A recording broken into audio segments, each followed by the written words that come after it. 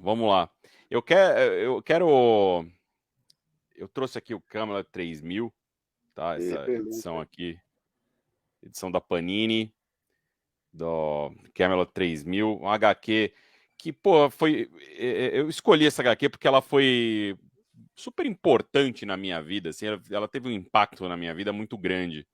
E eu tô nesse momento da minha vida, minha carreira e tal, um momento que veio até por conta do livro, de olhar muito para o que eu li e olhar muito para o que eu consumia nos anos 80 e as coisas que eu continuo gostando até hoje e tal, e tentar entender o impacto disso na minha vida, como determinadas obras mudaram, pô, de certa maneira, a minha percepção de mundo e tal.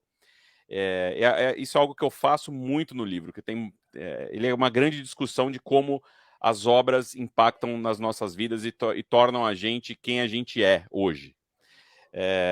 Então eu escolhi essa porque eu acho que ela tem certos temas que foram importantes para mim na época e que continuam importantes hoje. E eu vou explicá-los aqui. E eu queria convidar vocês também para participar também, né? Porque eu acho que a, a, a conversa aqui ela é muito. É, ela é muito mais sobre esse impacto do que sobre a obra em si. Apesar que a obra, eu vou começar dando um contexto histórico para a galera, quem não conhece Camelot 3000, né, que é uma HQ que tem roteiro do Mike W. Barr e do Brian Boland, e a arte do Brian Boland. Brian Boland todo mundo conhece pelo Piada Mortal, né? Eu acho que a grande coisa assim, que o Boland fez que mais Mainstream. mais mainstream. Todo mundo vê ali aquele Coringa clássico do Boland e fala, puta, não, o Com a Boland. mão na cabeça, aquela arte dele rindo pra Exato, é uma, caramba. é É uma arte que clássica. você. É aquela arte clássica que você vê atrás do caminhão, saca? Tipo, passa É. na Dutra, passa o caminhão com o Coringa, assim, você fala, caralho, um cara copiou o Boland no caminhão. Mas aqui no Camelot 3000, cara, primeiro que foi um dos. Ela foi publicada aqui no início da década de 80, né? Em formatinho também, super retalhada, Ela abriu, né? porque pela Abril, porque na sua publicação original nos Estados Unidos, ela foi a primeira maxi-série, né? O que foi isso? Foi um projeto do Mike W. Barr, que o cara chegou, ele tentou vender isso para a Marvel curtiu, enrolaram ele e tal um tempo, acabou não sendo publicado, depois ele levou para DC, e a DC viu nessa HQ uma oportunidade de testar o tal do mercado direto. Que era isso, né? Até então, os quadrinhos eles eram distribuídos nos Estados Unidos com aquele selo, infame selo do Comics Code Authority, né? Que era a censura autoimposta nos quadrinhos americanos, né? Pelas próprias editoras que falavam, não, a gente vai fazer aqui um colegiado, de uma certa maneira, e vamos colocar umas regras para garantir que as HQs saiam dentro de certas que um pai possa comprar essa HQ, ele sabe que o quadrinho ele não está dentro daquela sedução do inocente, né? Que o código de ética ele veio graças ali ao Frederick Wertham, né? O psiquiatra que falou que os quadrinhos estavam fudendo com a cabeça da criançada e que aí os quadrinhos para continuar existindo criaram esse código de ética. E só que a Marvel já estava ali flertando com esse mercado direto, que o que é isso? É você entender quais são as lojas específicas para fãs de quadrinhos, né? Que são as famosas comic shops, onde você consegue vender quadrinhos para um leitor adulto que não necessariamente você precisa passar por esse código de ética. Você não vai ter esse selo, porque ele não era obrigatório, mas ele era em certas. Imagina que você já tenha comentado isso aqui 600 milhões de vezes, né? O código de ética, que é um tema recorrente. Eu, Narruro, falo toda semana. Inclusive, Érico, já que você deu a deixa, no nosso segundo episódio do Confis do Universo, Confis do Universo número 2, é sobre censura nos quadrinhos e falamos tudo sobre o código de ética. É isso. Eu acho que mais do que a gente ficar repetindo aqui, é legal, já que vocês têm o conteúdo, vão lá para aprender sobre o que foi esse momento tão um momento bizarro, sombrio aí para as histórias em quadrinhos, né? Ter que se submeter a isso, né? E hoje em dia é tão mais fácil, você coloca lá classificação indicativa. 12 anos, 10 anos, 18 anos, bota lá. Né? Eu não defendo que antes você padronizava tudo dentro de uma caixinha, só que existem várias caixinhas nas histórias em quadrinhos, né? E a DC, o que ela fez? Ela viu em Camelot 3000, esse projeto do Mike W. Barr, uma oportunidade de testar esse mercado de lançar coisas adultas fora desse eixo aí que aceitava o código de ética. Então, isso deu ao Mike W. Barr uma liberdade, Puta, o cara pôde basicamente fazer o que ele queria. Tem sexo, tem palavrão, tem violência, tem... E tem temas que hoje ainda são meio tabu, e na época, na década de 80, pelo amor de Deus, né? Você tem ali discussões de gênero dentro de Camelot 3000, lá em 1982. Porra, hoje se você botar uma discussão de gênero dentro de uma história em quadrinhos qualquer, já vai ter a galera lá que vai entrar para absurdo, porque isso tem a galera que continua vivendo ali o Comics Code, né, 60 anos depois. E em Camelot 3000, lá em 82, eles faziam isso, e é uma HQ que que eu lembro de ter lido, e eu lembro de ter dela ter mexido comigo em vários níveis, assim. Então, primeiro, ela começa com parece uma história de heroísmo como qualquer outra, né? Porque você tem um garoto que é o Tom, né? Que ele tá lá fugindo. O planeta foi invadido por alienígenas, uns alienígenas parecem uns sapinhos ali. O planeta é invadido por esses alienígenas, meio reptilianos, e eles estão simplesmente acabando com o mundo inteiro e ninguém sabe direito por quê. Eles não estão ali, eles não estão para conquistar, eles estão para destruir.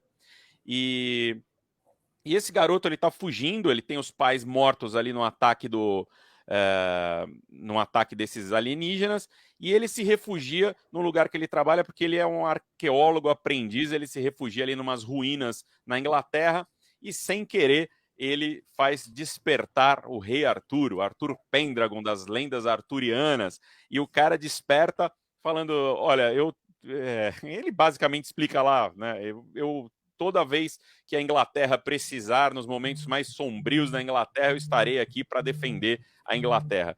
Então, no que ele já sai com essa missão de salvar o mundo desses alienígenas. E cara, para isso, ele obviamente precisa dos seus cavaleiros da Távola Redonda e do Mago Merlin. E aí ele sai atrás, aí tem todo um quest ao lado desse garoto para despertar o Merlin e depois encontrar os seus cavaleiros para juntos eles conseguirem ali fazer o exército. O Gabagu vai se manifestar, ele sempre, toda live, isso é normal, tá? Toda live ele tem um momento de manifesto. E primeira coisa que foi muito legal é que, para mim, especialmente na época, que continua muito, muito bacana hoje, é que esses cavaleiros, eles estão... Tá, merda. Deixa ele. Ao vivo é assim, não tem jeito. A Natália chegou. E aí, o que acontece, né? Ele sai procurando esses cavaleiros e ele encontra nesses versões muito diferentes dos cavaleiros convencionais ali da época lá dos cavaleiros da Távola Redonda.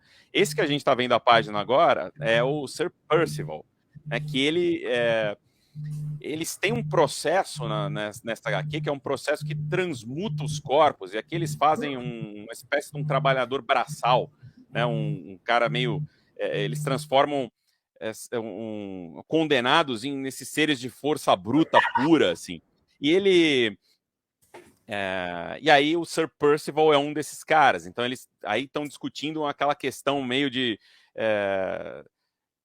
como esses seres, eles são ali meio que à margem da sociedade, estão colocando uma criatura dessa que está à margem da sociedade como um cavaleiro da Távola Redonda e alguém em quem o destino do mundo será repousado nos ombros, né? Então, isso, de cara, esse Percival já é uma questão que você gosta, que é super legal de discutir e tal.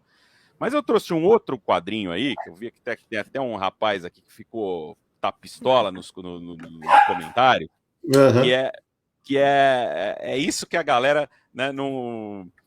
que, porra, na época me chamou muito a atenção, porque eu acho que foi a primeira vez, e isso aqui eu não lembro, Abril deve ter cortado, imagino que deve ter cortado, Sim. E depois a gente viu numa edição... falando disso. Viu numa edição, porque ela saiu primeiro em 12 edições, né, formatinho, e depois ela saiu ali em umas edições mais completas, em que a gente pôde realmente ver todo o potencial de Camelot 3000. E aqui, Mas foi cortado forte na versão que você leu a primeira vez. Na verdade, tem uma cena na Abril, que é a cena da Isolda, né, do Tristão e Isolda, que aparece ela nua, né? Aí resolveu o cachorro do vizinho também aqui eles estão conversando. Estão conversando. Aí o que Abril fez? Ela corta a parte que aparecia a bunda e inverte a cena. Coloca uma cena para... E sem contar o texto, tanto que foi picotado pra caramba, porque havia homossexualidade, né, na história, um relacionamento lésbico, né? Então, porque o que acontece é que no quadrinho, nas lendas clássicas arturianas, tem Tristão e Isolda. Sim. É um casal. Que é uma das histórias de amor mais importantes ali desse ciclo arturiano e tal. Exato. Esse quadrinho se passa no ano 3000, por isso que é Camelot 3000, e estão o Rei Arthur e a Távola Redonda retorna, reencarnados e tal. E o Tristão retorna como uma mulher. E o que acontece é que eles ainda estão apaixonados, Tristão e Isolda. Então tem um relacionamento homossexual, que é Tristão reencarnado como uma mulher com a Isolda, duas mulheres. Então sim, tem a discussão de gênero no quadrinho. Porque é um homem que voltou no corpo de uma mulher e continua tendo relacionamento com outra mulher. Então, sim, há questão ainda postada assim. E essa questão, ela é fundamental nessa história aí, porque, claro, além da história, né, tipo, beleza, eu sei lá com que idade que eu li, mas a versão mais completa, né, isso me chamou muito a atenção, porque foi, porra, era aquela coisa, você só normaliza alguma coisa, né, ou você só deixa as coisas mais... as coisas têm que ficar normais para as pessoas, né, e aí você precisa ter isso na cultura pop, você precisa ter essas coisas nas coisas que você está lendo em determinadas... Eu não sei qual era a classificação indicativa na época aqui no Brasil, não sei nem se existia, mas, pô, eu tive ali uma... Não, formatinho não tinha. Não existia nada, não, né? Mas eu sempre tive, assim, muita sorte de ter, assim, uma família que sempre valorizou muito a leitura e me entregava qualquer coisa que eu quisesse ler, sabe? Leia isso. E isso, cara, são coisas... Olha aí a cena essa é a bunda da Guinevere. Exatamente, né? Essa cena. Essa é a bunda, exato, não é? Essa é a da Guinevere, é isso mesmo. Essa cena. E, cara, mas a questão do Tristão e Isolda, cara, o Tristão é aquilo. Pela primeira vez você sente a dor de alguém que se sente no corpo errado. Fala assim, cara, eu não sou isso. E você começa a sentir empatia por essa pessoa, tipo, num momento que você começa a pensar no sofrimento dessa outra pessoa, que eu acho que é o melhor jeito de você entender, né? Entender situações que são diferentes da sua própria vida. Claro. E, porra, eu fiquei... E isso me marcou muito quando eu li essa HQ ali, quando moleque e tal. Eu fiquei muito mexido com isso, com essa situação, e especialmente na arte do Brian Bolland, que ele faz, cara, ele é um monstro. Ele é um monstro. O Mike W. Barr, ele inclusive ele comenta em alguma entrevista, eu lembro de ter lido isso, que ele era um cara que gostava de muito texto, de escrever demais, de explicar ali o que os personagens estavam sentindo e tal. E quando ele recebe as artes do Brian Bolland, ele fala, pelo amor de Deus, eu tô estragando o negócio, eu não preciso explicar isso. Porque tá na cara dele. O cara, ele consegue transpor nessas expressões dos personagens e o que tá lá dentro, sabe? Tipo, tem umas caras de repulsa que ele desenha que, porra, que eu falei, cara, pra mim, por isso que eu coloco ela aqui, que eu quis trazer essa HQ, porque para mim ela representa um monte de coisas, ela representa o quanto as histórias em quadrinhos são formidáveis nisso sabe, de transformar, de fazer com que você enxergue o mundo de outra maneira, como você pode ter, enfim,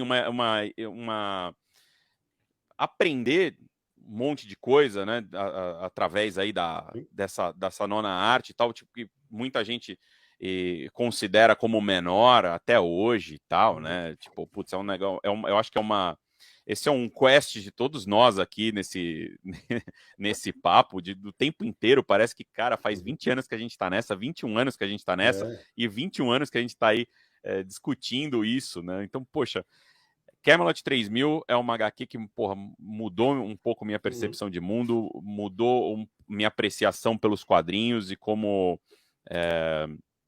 e sem falar que é uma tremenda de uma aventura legal e empolgante.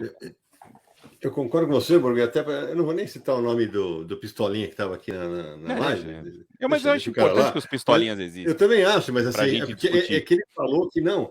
É que eu li e não impactou nada, essa HQ não representou nada. Ela tanto representou que ela continua sendo reimpressa, meu amigo.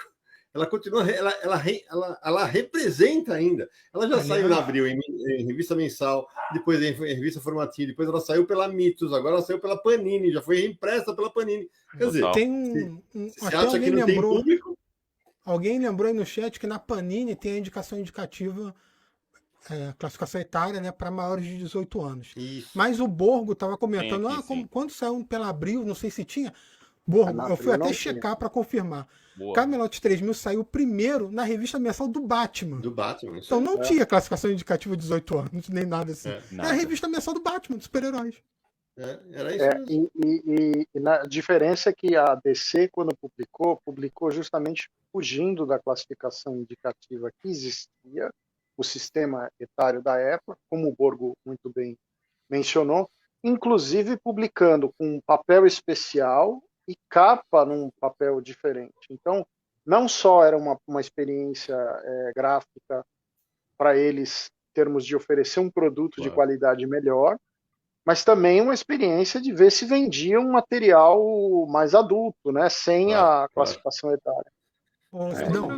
No Brasil fizeram tudo errado nesse sentido. Uma curiosidade do Batman, não é que nem hoje em dia o leitor mais novo, né, já sabe o que vai sair, já viu na internet, já teve um preview. A gente não sabia o que ia ler. Então eu peguei aquela revista do Batman, o formatinho, quando eu li aquela história pela primeira vez, eu terminei a história, eu falei, isso aqui é muito bom. E a gente já, né, depois da leitura a gente tinha aquele impacto. Não é aquela coisa antes que você já vai preparado, era muito diferente. É o que o Borgo falou. Uma outra cena que me marca até hoje, cara, que tipo, foi uma sensação física quando eu vi aquilo. Aquela cena que a Morgana Le Fay, ela puxa a capa e ela tá com uma doença, ela tá com umas bolhas, umas pústulas nas costas, e ela tá virada ali, ela é toda sexy e tal, e cheia de pústula. Eu, moleque, falei assim, pelo amor de Deus, que é isso, sabe? Eu senti um treco aqui, tá ligado? Tipo, olha o que o quadrinho consegue fazer. E assim, cara, aqui, acho que no Brasil saiu nos anos 80, né? Foi nos anos 80 aqui. Sim.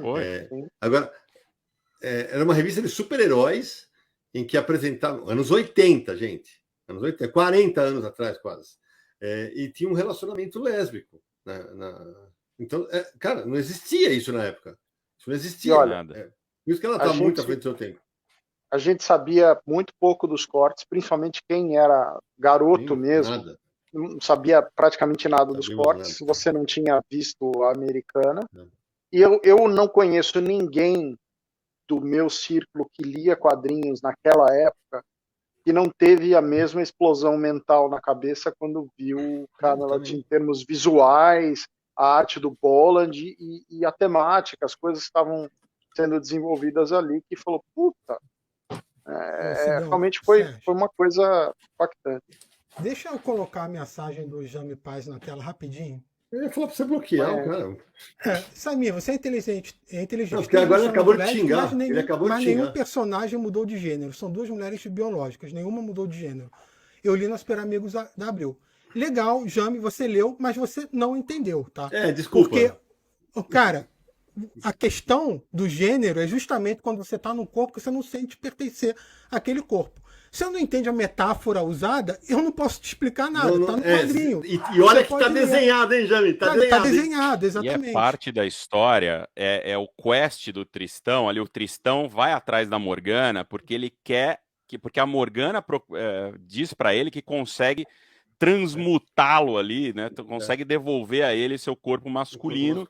E aí tem toda a coisa da traição, porque ele vai atrás da Morgana e depois, enfim, acaba ali percebendo que precisa se aceitar e tal. E aí tem uma outra discussão que eu acho que a gente enfim, não tá nem não é nem nossa para discutir aqui, se tá certo depois esse final do personagem de aceitação e tal. Eu, tipo, né, hoje em dia eu acho que isso aí até seria um motivo de questionamento de galera transgênero e tal, porque, porra, é isso. A aceitação, ela é um pouco cruel ali naquele momento para a Tristão. Pelo menos me passa isso, entendeu? Tipo, falar, não, precisa aceitar porque não tem outra opção. Mas talvez nos anos 80 nem tivesse mesmo. Hoje em dia, eu acho que esse é um calcanhar de Aquiles aí dessa série, mas é que ele precisa ser discutido também. Até historicamente, eu acho que ele é extremamente correto eles terem feito isso nos anos 80. Eu acho que são discussões extremamente relevantes, que mudaram cabeças, que mudaram pontos de vista, mas que hoje em dia, talvez... E digo isso, assim, eu acho que, enfim, não é meu lugar de fala, entendeu? Mas eu gostaria, inclusive, de conversar sobre isso para entender se isso estaria correto hoje ou não. Inclusive a gente... Fala, Sidão.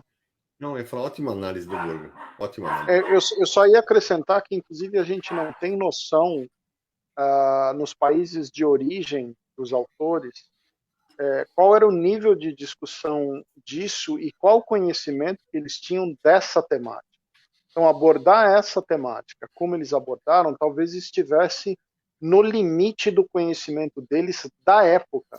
Então, a gente olhar para o contexto do final e falar, olha, talvez... É verdade, porque essa questão avançou. Então, hoje, talvez já tenha passado um pouco... Já tem quase 40 anos essa história. Exato, né? E depois você vê os grandes vindo com isso aí, né? O Muro, o Gaiman, o Morrison, né? Eles abordam assuntos similares de uma maneira incrível. Então você vê o pioneirismo desse quadrinho, desse gênero, né? Levantar todo esse papo. O Borgo, espera um pouquinho, o Borgo, alguém perguntou, o Marcelo e a Taito, checa para nós quem traduziu a edição, por favor. Porque a gente sempre fala aí. Os clássicos. JP Martins e o Fernando Bertacchini. Aí. Os clássicos. É isso aí. E alguém perguntou se essa edição aqui tem... Eu não sei se essa edição é a edição que está sendo vendida agora na Amazon, tá? Imagino que seja. Só tá atualizado com o logo novo da DC, porque é uma reimpressão e tal, né? Mas esse volume aí. Alguém perguntou ali se tem extras. Tem sim. Não são muitos, mas tem. Tem aqui uma galeria de capas, uns rascunhos e tal, por exemplo. Tem... Ai, eu odeio abrir capa dura. Assim, dá aquele cleque, né? Dá o cleque dói na alma, né? Ele... já mostra de novo. Deixa eu aproveitar essa...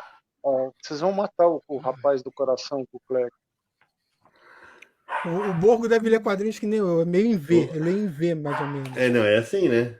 Lá, então, mas se abrir muito, pode esgarçar o quadrinho, então eu leio mais ou menos assim. Você sabe que hoje em dia, cara, eu tô curtindo muito o Marvel, só leio Marvel Unlimited.